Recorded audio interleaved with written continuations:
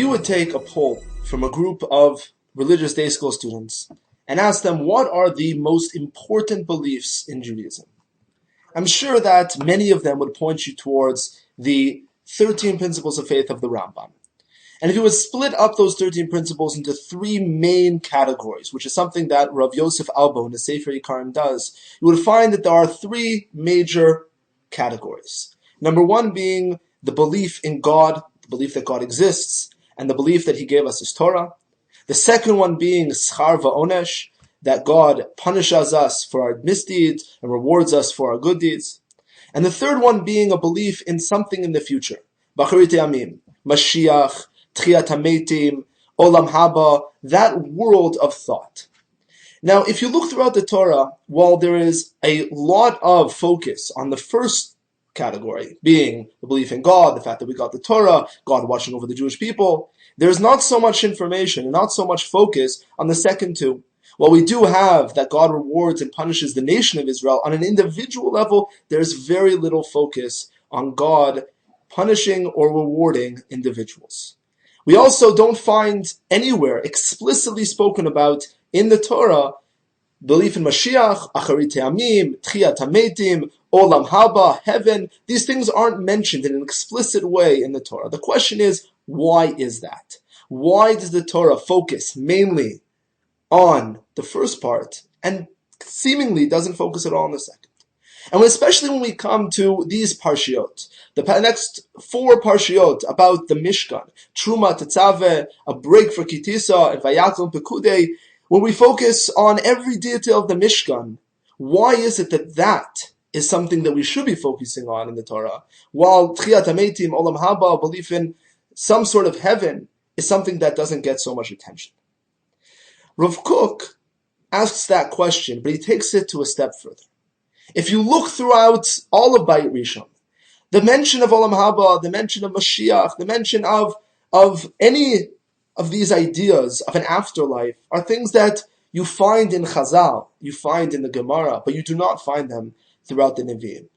And he says, why not? During Bayit Rishon, during the first Beis HaMikdash, why was this not something that people spoke about? And he gives in his book, B'Malach Yideyot B'Yisrael, a phenomenal answer. An answer that I think, when we look at it, can be life-changing.